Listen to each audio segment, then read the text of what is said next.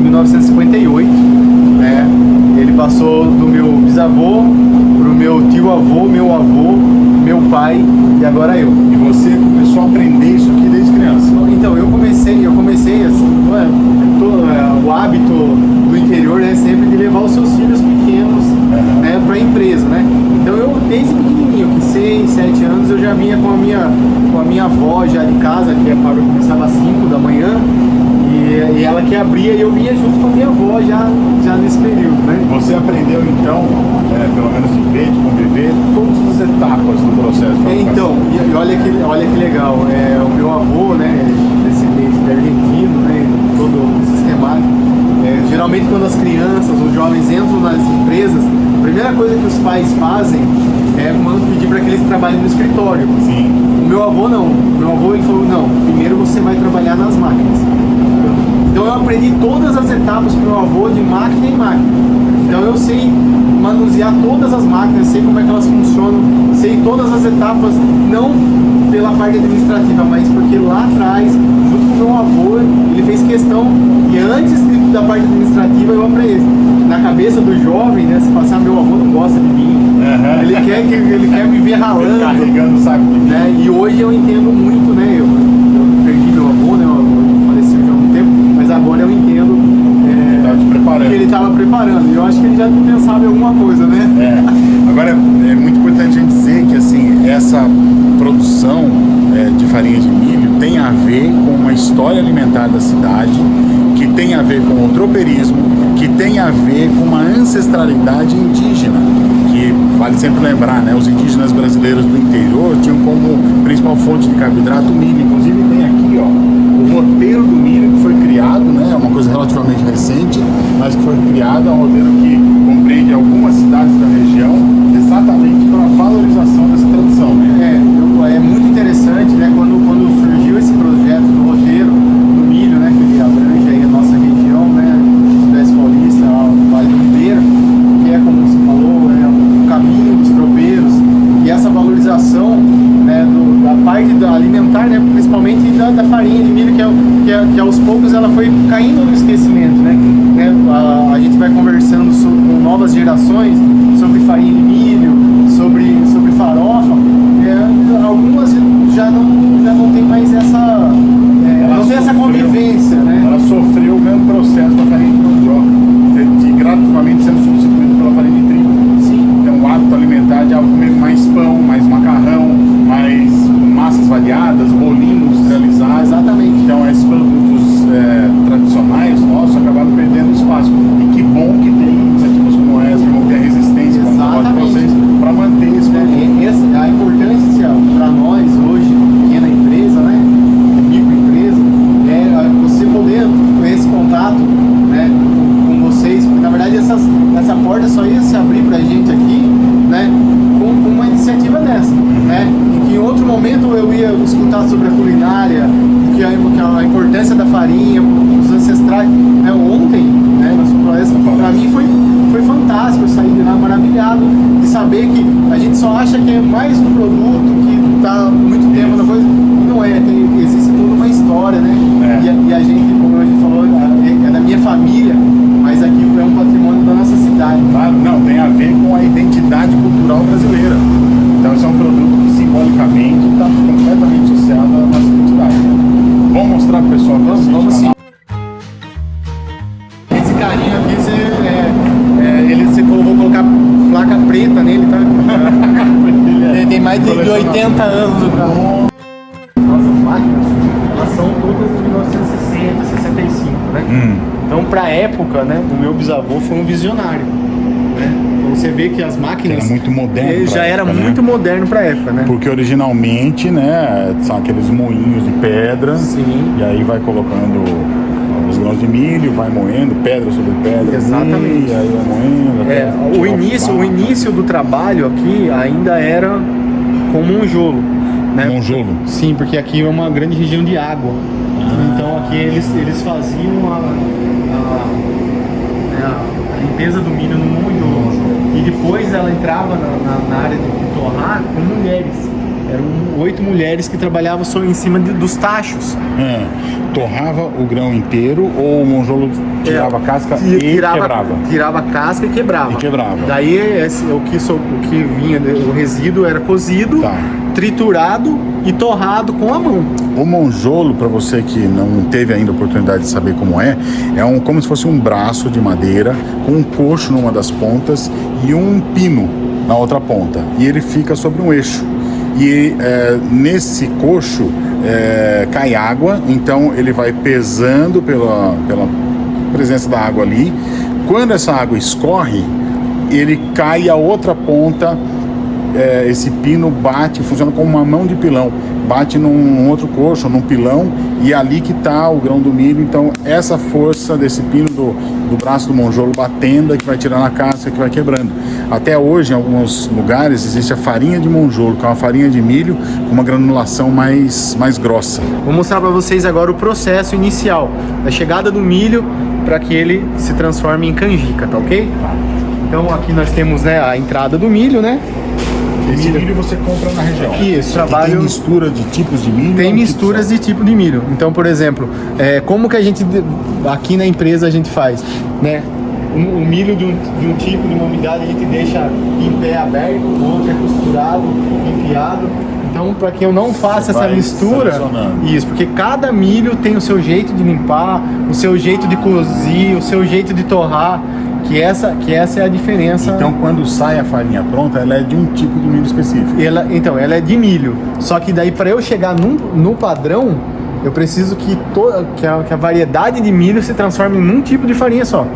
Você não vai querer comprar minha farinha num dia e no outro dia ser outra. Então tem um momento do processo de fabricação que aí você mistura. Sim, exatamente. Eu tenho, por exemplo, vou dar um exemplo como funciona aqui, meus concorrentes não escutam isso aí.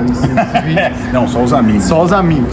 O que acontece? O milho entra, por exemplo, o milho tem uma variedade de umidade e qualidade. Tem um milho mais amarelo, um milho mais vermelho, um milho mais graúdo, outro mais miúdo, né? Então ele entra em 15 graus de umidade. Eu tenho um tempo certo de eu descascar esse milho, que é transformar ele em canjica.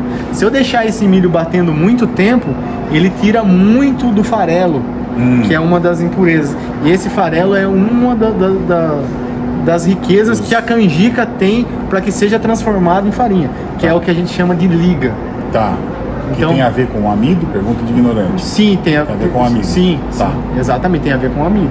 Beleza. Do milho, certo? O milho cru chegando na empresa, agora ele vai passar por essa máquina que vai limpar e vai canjicar esse milho. Então ele vai tirar todas as... Canjicar é quebrar. É isso aqui, ó. Vou mostrar pra vocês aqui. O que a gente conhece habitualmente por canjica, o que é a canjica que você come de doce. Ah, de doce. É aquela canjica. Não é aquela que sabe? Daí você vai falar... Não, aquela é uma quirerinha. Quirerinha, você chama de quirera. Quirerinha, Então essa canjica que né, costuma comer com doce, ela não fica com essa gominha aqui, ó. Ela é totalmente tirada. Isso aqui acabou de sair, inclusive tá quente. Ó. Tá. Pode pegar. Pode pegar? Pode. Nossa, tá quentinha. Tá quente. Olha que bonitinho. E ela tem bastante desse pó, desse pozinho. Pode ver que vai ficar com esse resíduo na sua mão. É esse pó que é importante pra liga. Que é importante pra liga. Os concorrentes não assistem esse vídeo não. Nossa, já... Rapaz, já tem... Ó, cheira. Olha que cheiro bom. Né? Já tá... Pena que não tem como compartilhar. Lá. E aí o que acontece? Se você pegar, você pegou aqui, ó.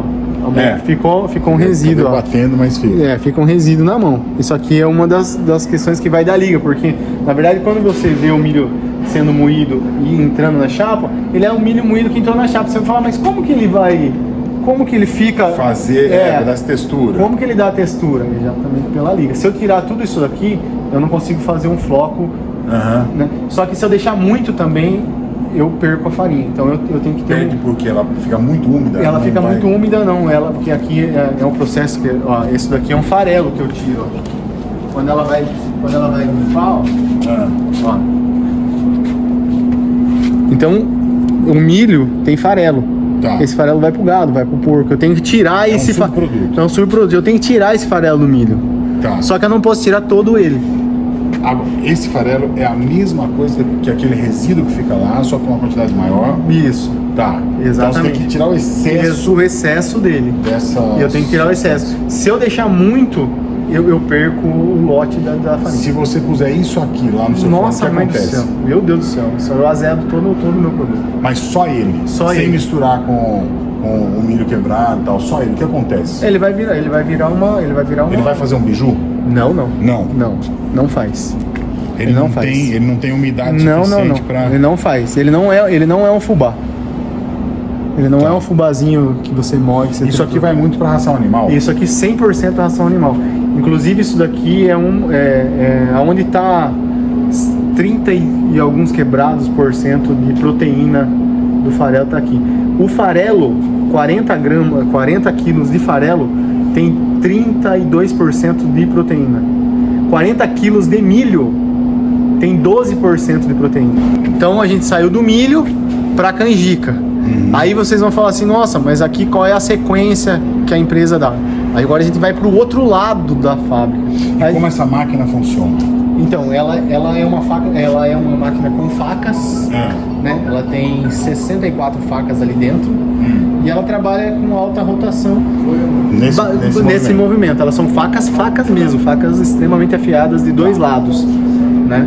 Então, e aí que você fala, poxa vida, mas como você sabe o tempo que você tem que parar para saber aí é onde entra a experiência das pessoas que fazem e que estão na máquina, né? A gente conta por balaios de farelo. Por exemplo, um milho de 17 sai X número de balaio, um milho com 18 sai X número de balaio, um com 20 sai Y. Então a gente conta pelo... Então você tem que ir avaliando o balaio do farelo. Ainda tem mais farelo. Ainda tem mais farelo. Aí que você... Aí que eu só semi-artesanal. Tem máquina, mas você tem que ficar... Sim, semi-artesanal. Então, na verdade, é um diferencial, né? Vamos pra canjica. A canjica agora ela vai ser cozida. Tá joia?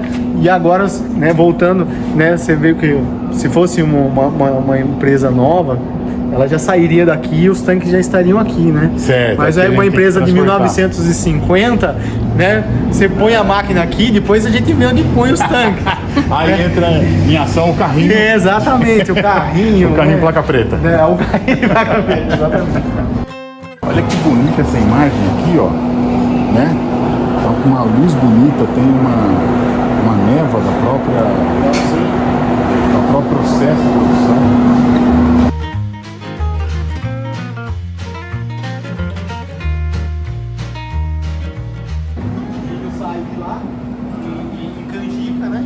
E aí ele entra nesses tanques de água. Aquela canjica que você... E aí fica hidratando. Aqui, exatamente. E aí aqui. Então, aí ele vai depender umidade, qualidade. Tá. Então, que aí você vai colocar o milho com 17 ele tem uma temperatura, o milho com 18 é outra, o milho com 14 é outra. Mas em média... Em média ele fica 2 dias. 2 dias. Um dia na água morna e um dia na água fria. Por isso esse aroma de fermentado. Exatamente. E aí esse aqui dá quanto tempo? Esse daí acabou de trocar a primeira água fria. Ele estava com água quente e acabou de pôr água fria. Você vai saber o ponto que está certo quando você vai apertar. Então, na verdade, é exatamente isso. É isso mesmo? Exatamente. É aqui no conhecimento de causa. Então, na verdade, aí você vai falar, mas como você sabe se está fora ou não? Os meninos falam, Bruno, o milho está meio mole. Aí eu venho aqui... Não, tá no ponto, pode deixar. Tá. Aí eu não tenho como explicar pra você. Você foi isso mesmo. Isso que você disse cozinhar é essa água morna, essa água que vai com um caldeirão cozinhar. Não, porque na verdade eu não posso colocar água fervendo aqui. Senão eu cozinho esse milho, ele vai virar como se fosse uma... Ele não pode pôr a mão. Você vai pegar aqui, esse milho não é uma pamonha. É um milho que está quase que duro. Então, na verdade, ele não pode eu fechar a minha mão e ele grudar um no outro. Ele não pode fazer isso. Manter essa... Ele tem que ter essa textura que vai ser o lugar que eu vou encontrar o fubá para que ele seja lá. Aí ficou aqui até o ponto que o Bruno chegou aqui. Beleza, tá pronto. Aí saiu daqui, ele só estava cozido, né? Agora eu vou lavar. Essa água não se aproveita. essa água se aproveita. Aqui tudo é aproveitado. Nada aqui é jogado fora. Essa água aqui vira um soro para planta. Ah, tá. Certo? Então, e essa água vai acabar tendo amido também, né? Sim, muito. Aquele restinho daquele farelo fica aqui. Certo. Aí eu tiro o excesso do farelo, tiro toda a impureza, tiro toda a sujeira dele, né? E aí ele fica aqui descansando na água fria. Esse milho eu vou usar ele amanhã de manhã. Aí ele ficou descansando, Ele então. estava descansando, né? O processo de limpeza já aconteceu, né? E aí agora ele está descansando e agora ele vai para ser moído. Ele vai no moinho, que é o moinho que a gente conhece comumente.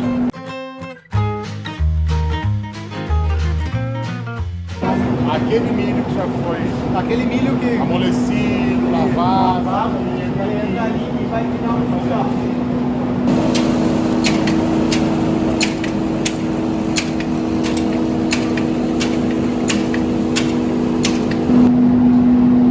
É um fubá, na verdade, né? Só que ele é úmido, você percebe que ele é úmido? Úmido, geladinho. Exatamente, só que você vai ver que ele não tem nenhum. Se você pegar a quirera, se você pegar aqui, se você pegar o fubá moído, que você faz a polenta, você vai passar o dedo, você vai sentir um pouco de quirera. Sim. Aqui você não sente quase nada dessa quirera, porque essa quirera atrapalha na nossa língua. Porque a anulação dele é Sim, é muito pequenininho. Então isso difere o fubá úmido do fubá seco. Então isso aqui, algumas empresas vendem ele como fubá pré-cozido. Pré-cozido. Então isso aqui Que é diferente do fubá mimoso. Que é diferente do o fubá mimoso é a canjica moída, ele é cru. Então por isso daí você fala assim, mas por que o processo de fazer uma polenta com Pré-cozido e o mimoso é é diferente. diferente? Porque você tem que cozinhar o mimoso, porque ele é um fubá cru.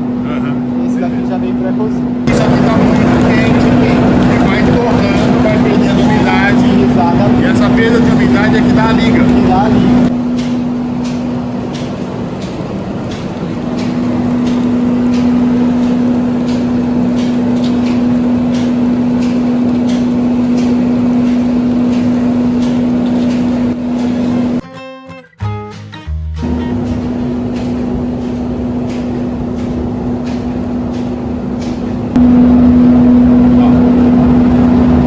Por último, farinha de milho, que está quentinha aqui.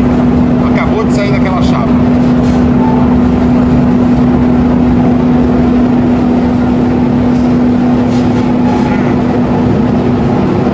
Aí você fala, mas como que esse fubá tava com esse sabor e a farinha tava com esse sabor?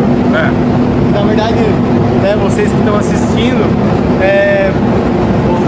o Heitor vai dizer, isso aqui se aproxima muito do fandango, do salgadinho fandango. Aí você vai falar, mas como que transforma um pó que tava com gosto amargo numa farinha saborosa com gosto de milho, com gosto de salgadinho, né? Então não posso dizer porque acontece, senão...